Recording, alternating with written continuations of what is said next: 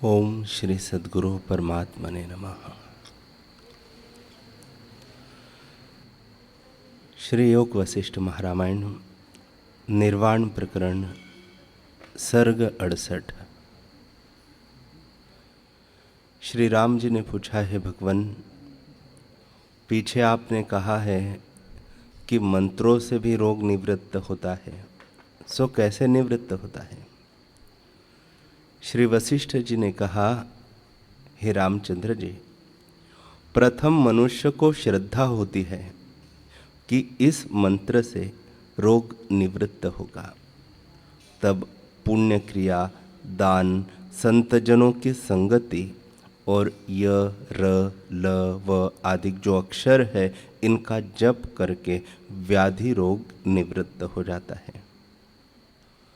योगीश्वरों का क्रम अणु और स्थूल है, सो भी तुम सुनो।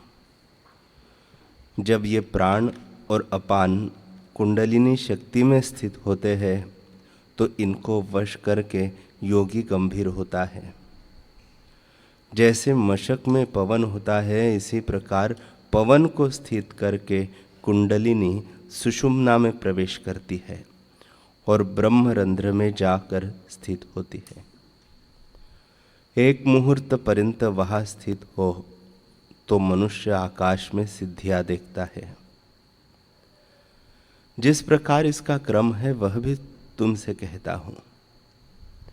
हे रामचंद्र जी, सुषुम्ना के भीतर जो ब्रह्मरंध्र है, उसमें जब पूरक द्वारा कुंडलिनी शक्ति स्थित होती है अथवा रेचक प्राण वायु के प्रयोग से 12 अंगुल पर्यंत मुख से बाहर अथवा भीतर या ऊपर एक मुहूर्त तक एक ही बार स्थित होता है, तब आकाश में सिद्धों का दर्शन होता है।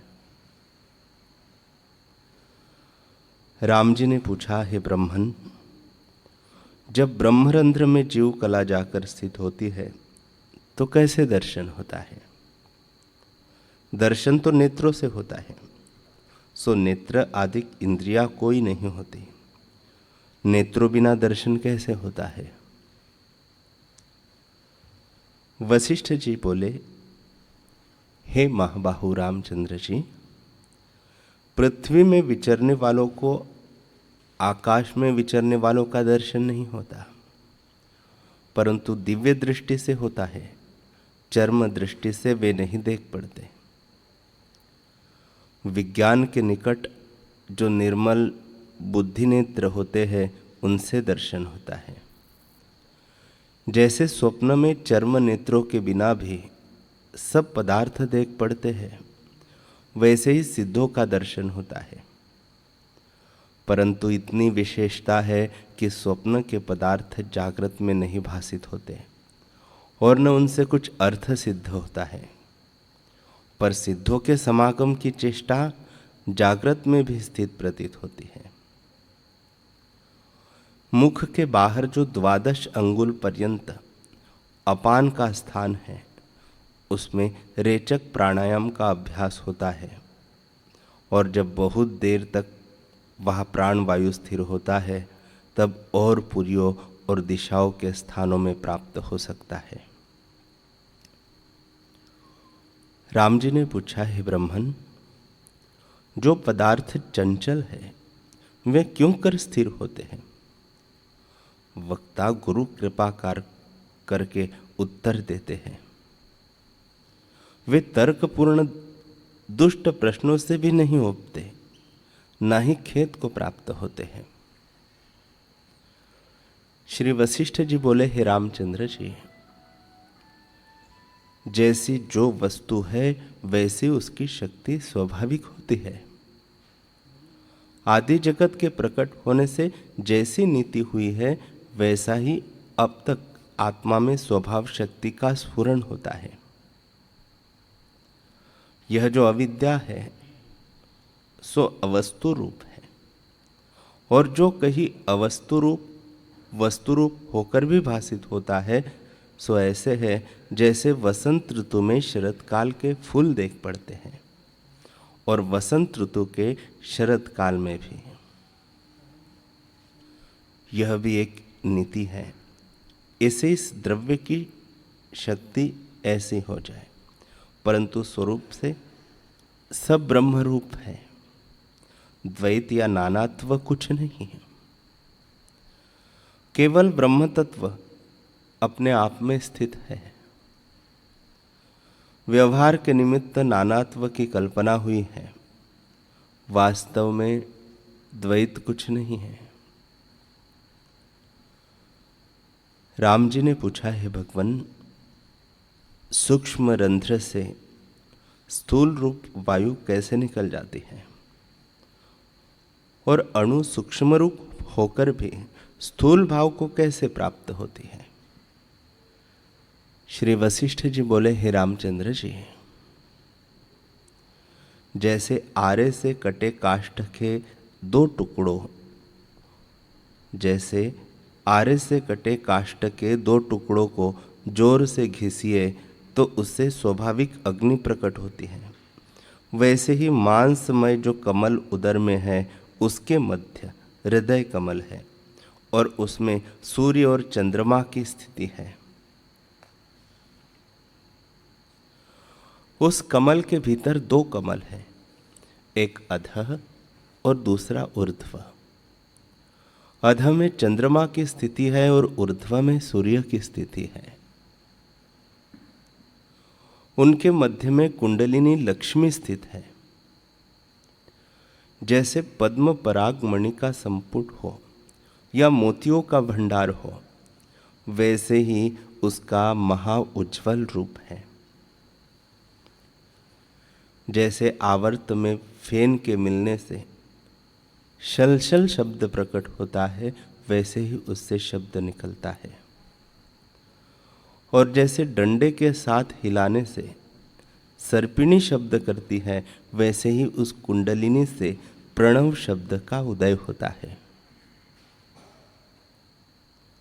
हे रामचंद्र जी, आकाश और पृथ्वी जो ऊर्ध्व और अधः रूप दो कमल हैं, उनके मध्य में स्पंदन रूपिणी कुंडलिनी शक्ति स्थित है। वह जीव कला पुर्यष्ट का अनुभव रूप अति प्रकाशमान सूर्य की तरह हृदय रूप कमल की भ्रमरी है। वह सबका अधिष्ठान आदि शक्ति हृदय कमल में विराजमान है। उस हृदय आकाश में कुंडलिनी शक्ति है। उसमें से कोमल मृदु रूप स्वाभाविक वायु निकलती है। वही पवन निकलकर दो होता है, एक प्राण और दूसरा अपान। वही परस्पर मिलकर स्फुरण रूप होता है। जैसे वृक्ष के पत्तों के हिलने से उससे शीघ्र ही अग्नि प्रकट होती है या बांसों की रगड़ से अग्नि प्रकट होती है, वैसे ही प्राण अपान से अग्नि प्रकट होकर जब आकाश में उदय होती है, तब सब ओर से भीतर प्रकाश होता है। जैसे सूर्य के उदय होने पर सब ओर से भुवन प्रकाशित होते हैं, वैसे ही सब ओर से हृदय प्रकाशित होता है। सूर्य रूप तारा अग्नि सदृश तेज के आकार है। हृदय कमल का भ्रमर स्वर्ण रूप है और उसके चिंतन से योगी तद्वत होते हैं। वह प्रकाश ज्ञान रूप है और उस तेज से योगी की वृत्ति तद्वत होती है, अर्थात एकत्व भाव को प्राप्त होती है। तब लक्ष्य योजन पर्यंत जो पदार्थ हो उसे ज्ञान हो जाता है और सब प्रत्यक्ष देख पड़ते हैं। हृदय रूपी सरोवर उस अग्नि का स्थान है।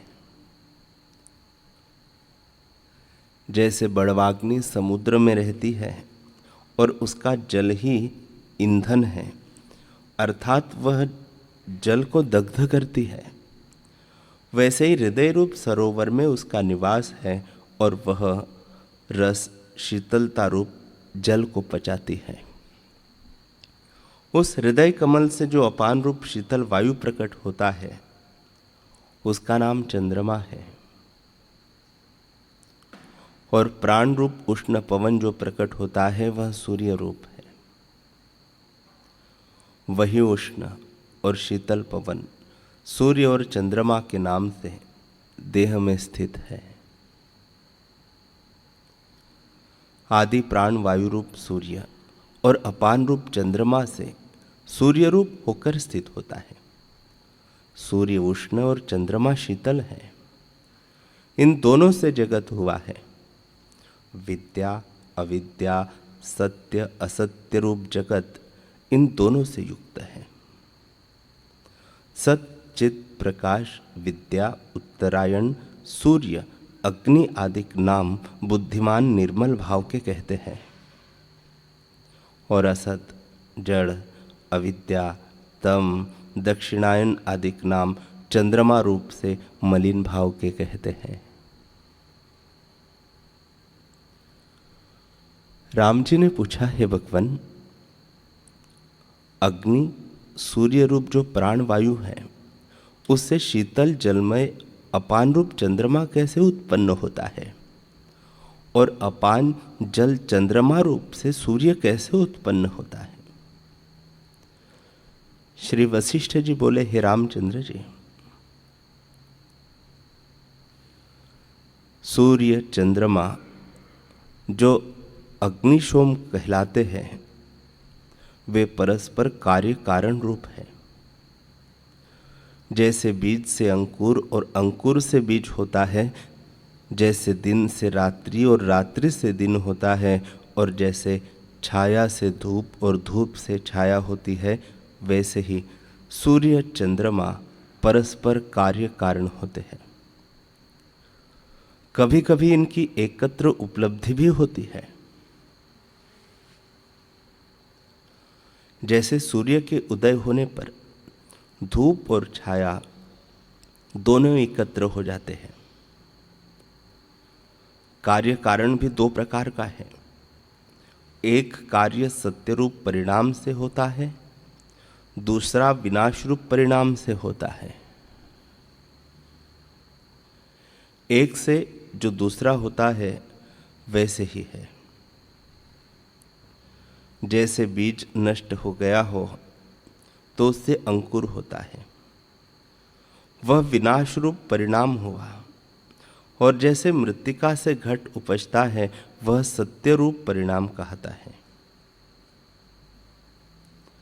जो कारण कार्य के भाव में भी इंद्रियों से देख प्रत्यक्ष पाइए, उनका नाम सत्य रूप परिणाम है। और जो कार्य में इंद्रियों से प्रत्यक्ष नहीं पाया जाता, जैसे दिन में रात्रि और रात्रि में दिन, वह विनाश रूप परिणाम कहता है। जैसे प्रत्यक्ष प्रमाण है वैसे ही अभाव प्रमाण भी है। इससे विनाश भाव भी एक कारण रूप है। युक्तिवादी कहते हैं कि अपने सम्मित में कर्तव्य नहीं बनता इत्यादि, सो वे इस अर्थ की अवज्ञा करते हैं और अपने अनुभव को वे नहीं जानते। अनुभव की युक्ति उनको नहीं आती। यह अभाव परिणाम भी प्रत्यक्ष प्रकट है। शीतलता का परिणाम यह है कि जैसे अग्नि के भाव से शीतलता के अभाव में उष्णता होती है, दिन के अभाव में रात्रि और छाया के अभाव में धूप इत्यादि का नाम अभाव परिणाम है। अग्नि से धूम्र भाग निकलता है, वह मेघ बनता है। इस कारण सत्वरूप परिणाम से चंद्रमा का कारण अग्नि होता है, और अग्नि नष्ट होकर शीतल भाव को प्राप्त होता है, तब उसका नाम विनाश परिणाम है। जिससे अग्नि चंद्रमा का कारण होता है। 7 समुद्रों का जल पान करके बड़वाग्नि धूम्र को उगलता है। सो धूम्र मेघ को प्राप्त होकर अत्यर्थ जल का कारण होता है। सूर्य जो विनाश के अर्थ चंद्रमा का पान करता है, सो अमावस्या पर्यंत बारंबार भक्षण करता है और फिर शुक्ल पक्ष में उसे उगलता है। जैसे सारस पक्षी भीट की जड़ को भक्षण करके उगल डालता है। हे रामचंद्र जी, अमृत के समान शीतल जो चंद्रमा रूप अपान वायु है, वह मुख के अग्रभाग में रहता है। वह कणिका रूप जल जब शरीर में जाता है, तब वह जल का अणु अपान और सूर्य रूपी प्राण स्फुरण को प्राप्त होता है। इस प्रकार सत्यरूप परिणाम से जल अग्नि का कण होता है। जब जल का नाश हो जाता है, तब वह उष्ण भाव अग्नि को प्राप्त होता है। जब जल का नाश हो जाता है, तब वह उष्ण भाव अग्नि को प्राप्त होता है। इसका नाम विनाश परिणाम है। इस प्रकार जल अग्नि का कारण कहता है। अग्नि का नाश होने पर चंद्रमा उत्पन्न होता है। इसका नाम विनाश परिणाम है। और चंद्रमा का अभाव होने पर अग्नि उत्पन्न होता है। इसका नाम भी विनाश परिणाम है। जैसे तम के अभाव से आकाश का उदय होता है और प्रकाश के अभाव से तम होता है, दिन के अभाव से रात्रि और रात्रि के अभाव से दिन होता है, इसके मध्य में जो विलक्षण रूप है उसे बुद्धिमान भी नहीं जान पाते। वह तम और प्रकाश दोनों रूपों से युक्त है। इसके मध्य में जो संधि है सो आत्मरूप है। उसमें स्थित होकर चेतन और जड़ दोनों रूपों से भूत स्फुरित होते हैं।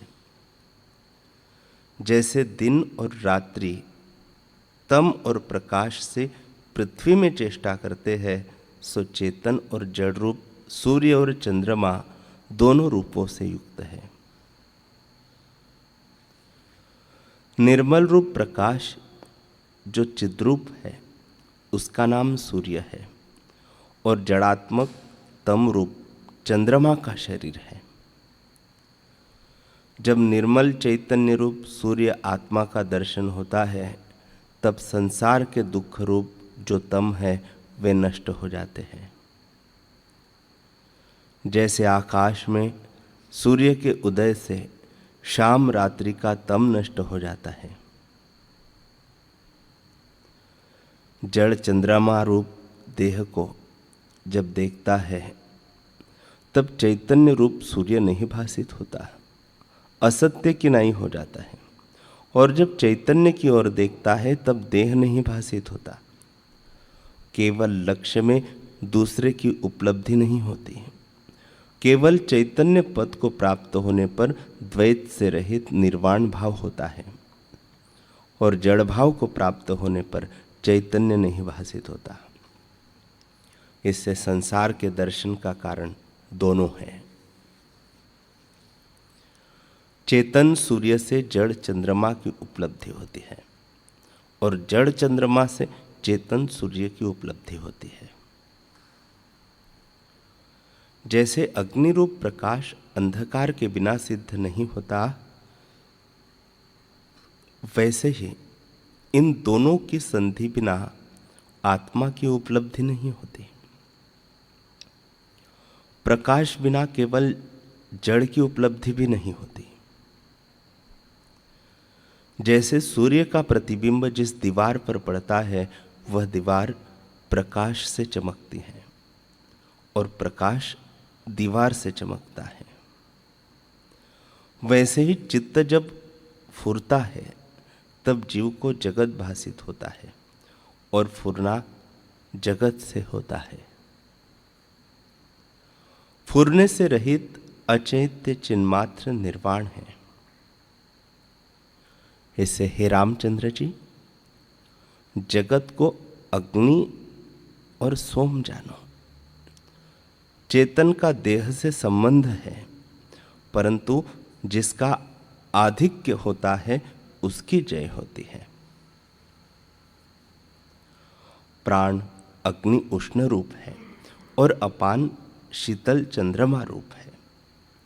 ये दोनों प्रकाश और छाया रूप है। इनको जानना सुख का मार्ग है। हे रामचंद्र जी, जब बाहर से शीतल रूप अपान भीतर को आता है, तब उष्ण रूप प्राण में जाकर स्थित होता है, और जब हृदय स्थान से निकलकर उष्ण रूप प्राण बाहर को 12 अंगुल पर्यंत जाता है, तब अपान जो चंद्रमा का मंडल है उसको प्राप्त होता है। अपान प्राण रूप होकर और प्राण अपान रूप होकर उदय होता है। जैसे दर्पण में प्रतिबिंब पड़ता है, वैसे ही इनका परस्पर आपस में प्रतिबिंब पड़ता है। जहाँ षोडश कला चंद्रमा को सूर्य ग्रस लेता है, उस मध्य भाव में तुम स्थित हो।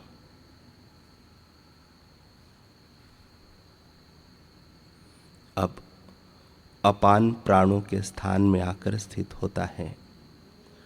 जब अपान प्राणों के स्थान में आकर स्थित होता है और प्राण रूप होकर उदय नहीं होता, सो यह शांति रूप भाव है, उसमें स्थित हो जाओ। हे रामचंद्र जी,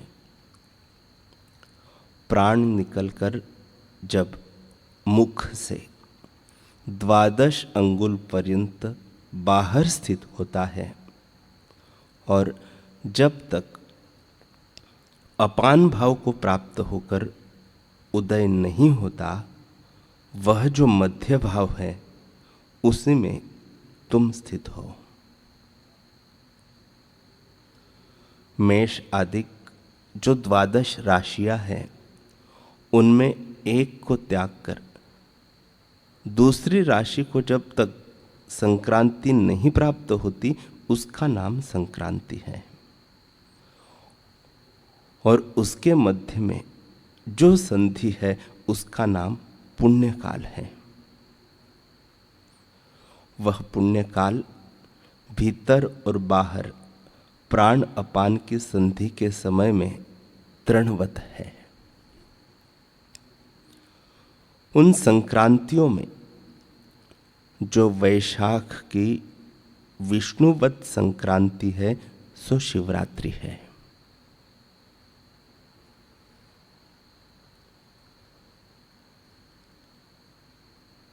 चैत्र की संक्रांति में 13 दिन होते हैं और अस्त की संक्रांति में 13 दिन है। इनका नाम विषुवत है। जहाँ दिन और रात्रि सम होते हैं और दक्षिणायन और उत्तरायण की जो संधि होती है, इनके भीतर और बाहर भेद को जानो। तब जन्म से रहित होकर परम बोध को प्राप्त हो। हे रामचंद्र जी,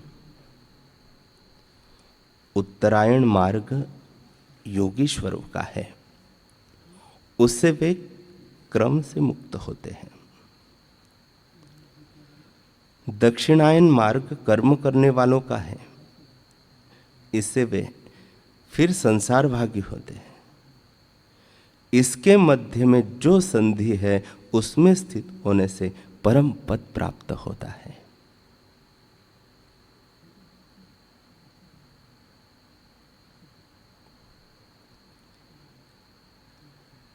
श्री वशिष्ठ जी बोले, हे रामचंद्र जी, यह योग की सब कला मैंने विस्तार से कही। इसमें उत्तम प्रभाव वर्णन हुआ है। प्रयोजन यही है कि तुम निर्वाण पद में स्थित हो और आत्म ब्रह्म की एकता करो, जिससे फिर जन्म मरण आदि का दुख तुम्हें ना हो।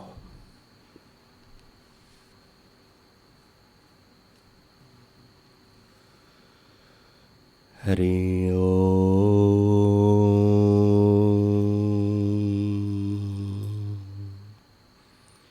हरि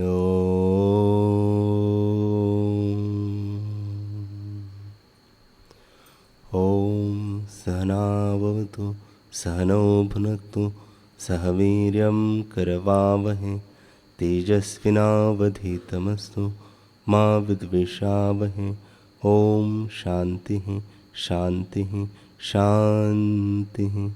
श्री सद्गुरुदेव भगवान की जय।